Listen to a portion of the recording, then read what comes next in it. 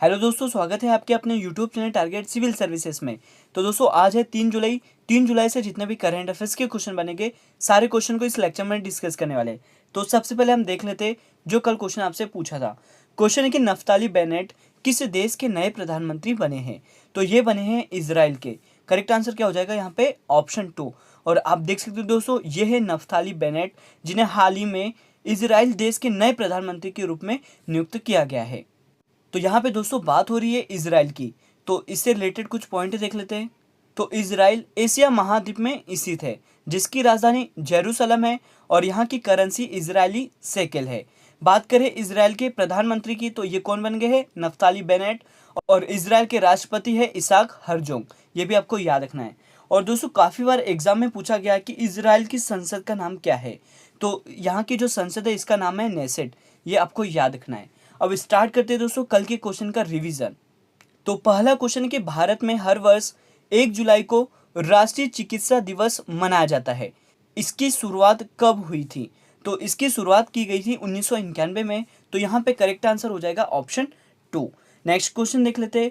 कुवेंपू राष्ट्रीय पुरस्कार 2021 से किसे सम्मानित किया गया है?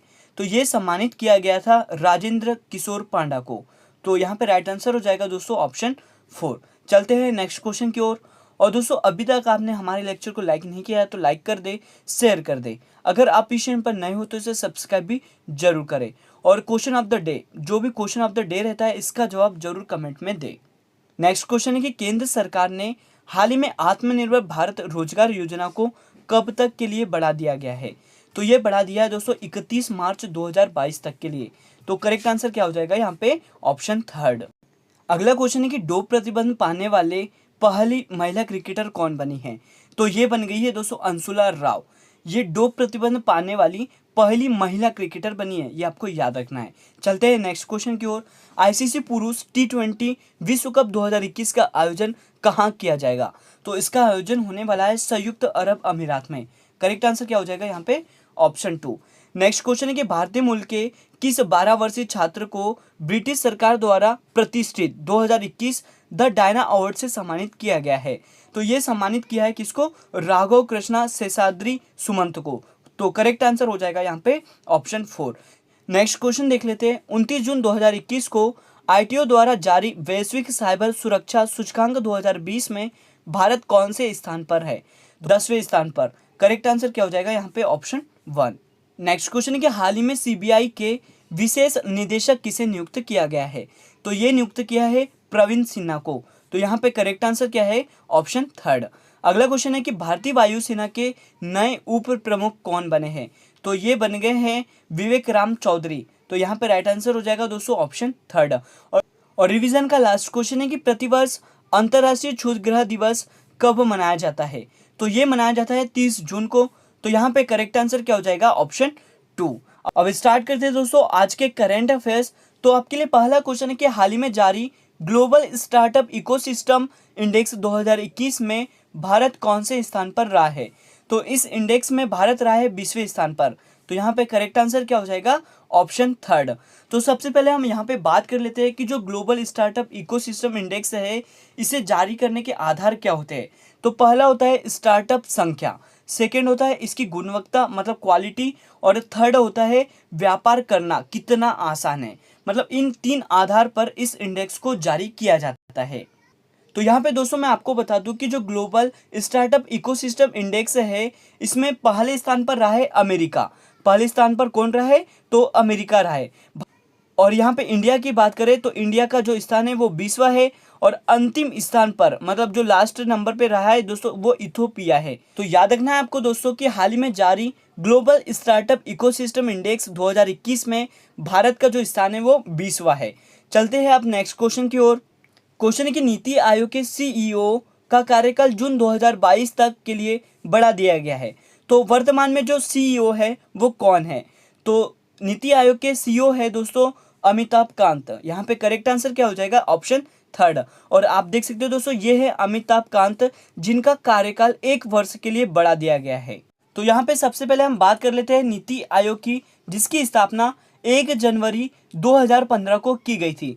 और मैं आपको बता दूं दोस्तों कि जो ये नीति आयोग है ये प्लानिंग कमीशन की जगह लाया गया था। और जो नीति आयोग है इसके अध्यक्ष कौन होते हैं, तो हमारे देश के प्रधानमंत्री होते हैं। तो वर्तमान में नीति आयोग के जो अध्यक्ष है वो कौन है, नरेंद्र मोदी है। और साथ ही आपको यहाँ पे बता दूं कि जो नीति आयोग है इसका मुख्यालय कहाँ पर है, तो इसका मुख्यालय नई दिल्ली में स्थित है, ये भी आपको याद रखना है। अब चलते हैं दोस्तों नेक्स्ट क्वेश्चन की ओर। क्वेश्चन है कि 30 जून 2021 को शतरंज में सबसे कम उम्र के ग्रैंड मास्टर कौन बने हैं, तो ये बन गए हैं अभिमन्यु मिश्रा। यहाँ पे करेक्ट आंसर क्या हो जाएगा, ऑप्शन थर्ड। और आप देख सकते हो दोस्तों ये है अभिमन्यु मिश्रा जिन्होंने सबसे कम उम्र के ग्रैंड मास्टर बनने का खिताब अपने नाम किया है। और दोस्तों अभी वर्तमान में बात करें अभिमन्यु मिश्रा की, तो ये अमेरिका में रहते हैं और ये भारतीय मूल के हैं। जिनकी अगर उम्र की बात करूं तो इनकी उम्र है दोस्तों 12 वर्ष और 5 महीने, मतलब बहुत ही कम उम्र है। और इनसे पहले एक विश्व रिकॉर्ड बनाया था किसने, तो वो थे रूस के सर्गेई कार्जिकिन, ये आपको याद रखना है। और इनकी जो उम्र है वो 12 वर्ष 7 महीने है, ये भी आपको याद रखना है। तो राजीव गांधी खेल रत्न पुरस्कार पाने वाले पहले खिलाड़ी कौन है, तो याद रखना है आपको वो कौन है दोस्तों, विश्वनाथ। और मैं आपको बता दूं कि ये भारत के पहले ग्रैंड मास्टर भी है, ये भी आपको याद रखना है। और दोस्तों साथ ही यहाँ पर हम बात कर ले कि देश की पहली महिला ग्रैंड मास्टर कौन बनी थी, तो ये बनी थी एस विजय लक्ष्मी। ये भी आपको इंपॉर्टेंट पॉइंट याद रखना है कि भारत के युवा ग्रैंड मास्टर कौन बने हैं। तो भारत के जो युवा ग्रैंड मास्टर है वो कौन है, गुकेश डोमाराज, ये भी आपको याद रखना है क्योंकि इंपॉर्टेंट क्वेश्चन है आपके एग्जाम के लिए। अब चलते हैं दोस्तों नेक्स्ट क्वेश्चन की ओर। क्वेश्चन की 1 जुलाई 2021 को भारतीय स्टेट बैंक ने कौन सा स्थापना दिवस मनाया है, तो इन्होंने मनाया है 66वां स्थापना दिवस। यहाँ पे करेक्ट आंसर क्या हो जाएगा, ऑप्शन थर्ड। तो देश का सबसे पुराना वाणिज्य बैंक भारतीय स्टेट बैंक मतलब एसबीआई ने 1 जुलाई को अपना 66वां स्थापना दिवस मनाया है। और यहाँ पे दोस्तों हम बात कर लेते हैं एसबीआई की। तो एसबीआई की जो स्थापना है वो 1 जुलाई 1955 को की गई थी और इसका मुख्यालय मुंबई में स्थित है और अध्यक्ष है दिनेश कुमार खारा। और एसबीआई का जो पुराना नाम है वो क्या था दोस्तों, तो ये था इंपीरियल बैंक ऑफ इंडिया, ये भी आपको याद रखना है। अब चलते हैं नेक्स्ट क्वेश्चन की ओर। क्वेश्चन की चर्चा में रहने वाला कुडनकुलम परमाणु ऊर्जा संयंत्र किस राज्य में स्थित है, तो ये स्थित है तमिलनाडु राज्य में। यहाँ पे करेक्ट आंसर क्या हो जाएगा, ऑप्शन 2। तो दोस्तों ये जो कुडनकुलम परमाणु ऊर्जा संयंत्र है ये चर्चा में क्यों रहा है, तो इसकी जो 5वीं और 6वीं यूनिट है इसका निर्माण प्रारंभ हो चुका है और सन 2026 और 27 तक ये बनके कंप्लीट हो जाएगा और इसका फिर संचालन हो जाएगा। तो आपको याद रखना है, इसीलिए ये चर्चा में रहा है। यहाँ पे सबसे पहले आपको याद रखना है दोस्तों कि जो कुडनकुलम परमाणु ऊर्जा संयंत्र है यह किस राज्य में स्थित है, तो ये तमिलनाडु राज्य में स्थित है। और नेक्स्ट पॉइंट आपको याद रखना है कि भारत का सबसे बड़ा ऊर्जा संयंत्र कौन सा है, तो ये है दोस्तों कुडनकुलम परमाणु ऊर्जा संयंत्र। और मैं आपको बता दूं कि यहाँ पे टोटल 6 यूनिट है और ये किसकी सहायता से बनाया जा रहा है, तो ये बनाया जा रहा है रूस की सहायता से। और रूस की वो कंपनी कौन सी है, उसका नाम क्या है, तो इसका नाम है दोस्तों रोस्टॉम कंपनी, ये भी आपको याद रखना है। तो आपको याद रखना है दोस्तों कि जो कुडनकुलम परमाणु ऊर्जा संयंत्र है यह किस राज्य में स्थित है, तो ये है तमिलनाडु राज्य में। चलते हैं नेक्स्ट क्वेश्चन की ओर। क्वेश्चन है कि हाल ही में किस राज्य या केंद्र शासित प्रदेश ने महिला उद्यमियों के लिए हौसला योजना को शुरू किया है, तो ये शुरू किया है जम्मू कश्मीर की सरकार ने। यहाँ पे करेक्ट आंसर क्या हो जाएगा, ऑप्शन 2। तो हौसला योजना को शुरू किया है जम्मू कश्मीर की सरकार ने। तो ये किसने शुरू किया है, जम्मू कश्मीर केंद्र शासित प्रदेश ने। करेक्ट आंसर क्या हो जाएगा यहाँ पे, ऑप्शन 2। तो दोस्तों मैं आपको बता दूं कि केंद्र शासित प्रदेश जम्मू कश्मीर के उपराज्यपाल मनोज सिन्हा ने हौसला कार्यक्रम का शुभारंभ किया है और इसका उद्देश्य है कि महिला उद्यमियों की क्षमता को बढ़ावा देना तथा उनके उत्पादों व सेवाओं तक व्यापक पहुंच बनाना है। साथ ही आपको मैं बता दूं कि इस कार्यक्रम का न केवल महिला उद्यमियों को प्रशिक्षण और परामर्श देगा बल्कि व्यवसाय को बढ़ावा, ऋण और ई-कॉमर्स सहायता के लिए एक समग्र पारिस्थितिक तंत्र उपलब्ध कराएगा। तो आपको याद रखना है कि जम्मू कश्मीर केंद्र शासित प्रदेश ने महिला उद्यमियों के लिए हौसला योजना को शुरू किया है। अब चलते हैं नेक्स्ट क्वेश्चन की ओर कि हाल ही में किसने आकाशवाणी के महानिदेशक का कार्यभार ग्रहण किया है, तो ये ग्रहण किया है एन वेणुधर रेड्डी ने। यहाँ पे करेक्ट आंसर क्या हो जाएगा, ऑप्शन 2। और आप देख सकते हो दोस्तों ये है एन वेणुधर रेड्डी। तो यहाँ पे दोस्तों सबसे पहले हम बात कर रहे हैं किसकी, प्रसार भारती की। तो 1997 के अधिनियम के तहत इसकी स्थापना की गई थी। और भारत का पब्लिक सर्विस ब्रॉडकास्टर कौन है? तो ये प्रसार भारती है, ये आपको याद रखना है। और साथ ही दोस्तों आपको याद रखना है कि प्रसार भारती के अंदर ऑल इंडिया रेडियो मतलब आकाशवाणी और दूरदर्शन आते हैं। यहाँ पे हम बात करें जो प्रसार भारती है, इसके सीईओ कौन है? तो इसके सीईओ है शशि शेखर वेम्पति, ये आपको याद रखना है। तो याद रखना है दोस्तों आपको, जो प्रसार भारती है इसके सीईओ कौन है? तो शशि शेखर वेम्पति है। और दोस्तों यहाँ पे मैं आपको बता दूं कि जो लोकसभा टीवी है और राज्यसभा टीवी, इसका विलय कर कर किसका गठन किया है? तो इसका विलय कर कर संसद टीवी का गठन किया है। ये इंपॉर्टेंट क्वेश्चन है, कहीं ना कहीं एग्जाम में आपसे पूछा जाएगा। और ये जो संसद टीवी है, इसके पहले मुख्य कार्यकारी अधिकारी कौन है? तो ये है दोस्तों रवि कपूर, ये भी आपको याद रखना है। संसद टीवी है, ये कौन सी समिति की सिफारिश पर बनाई गई है? तो याद रखना है आपको, ये समिति है दोस्तों सूर्य प्रकाश समिति। तो आपको याद रखना है कि जो संसद टीवी है ये कौन सी समिति की सिफारिश पर बनाई गई थी? तो ये सूर्य प्रकाश समिति की सिफारिश पर बनाई गई थी। ये इंपॉर्टेंट क्वेश्चन है दोस्तों, आपको जरूर याद रखना है। अब चलते हैं नेक्स्ट क्वेश्चन की ओर। अगला क्वेश्चन है कि हाल ही में चर्चा में रहा इंद्रजाल क्या है? तो चर्चा में रहा इंद्रजाल है एक स्वदेशी ड्रोन डिफेंस सिस्टम। यहाँ पे करेक्ट आंसर क्या है? ऑप्शन 1।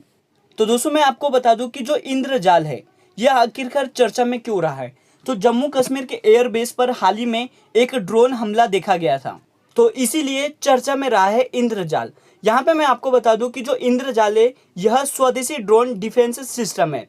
और ये जो इंद्रजाल है इसे किस कंपनी ने तैयार किया है? तो इसे तैयार किया है ग्रीन रोबोटिक्स कंपनी ने।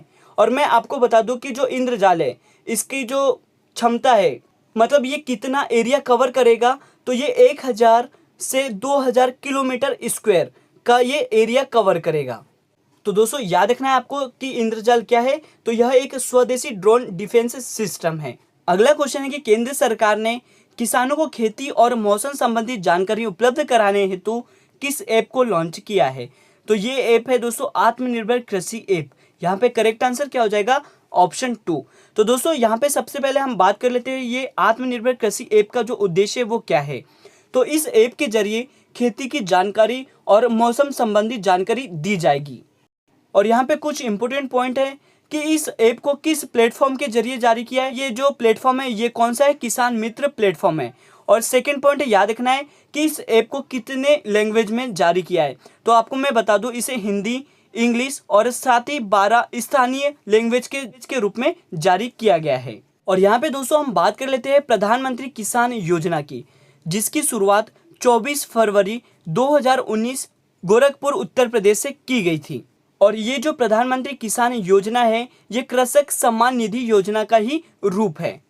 और इस योजना के तहत किसानों को 2000 रुपये की 3 किस्त दी जाती है, मतलब एक साल में 3 किस्त दी जाती है 2000 रुपये की।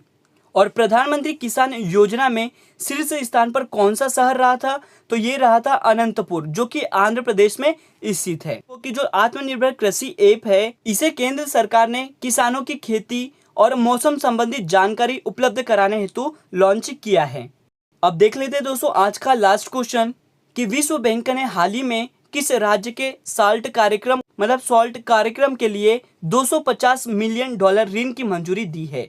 तो ये मंजूरी दी है आंध्र प्रदेश राज्य के लिए। यहाँ पे करेक्ट आंसर क्या हो जाएगा? ऑप्शन 1।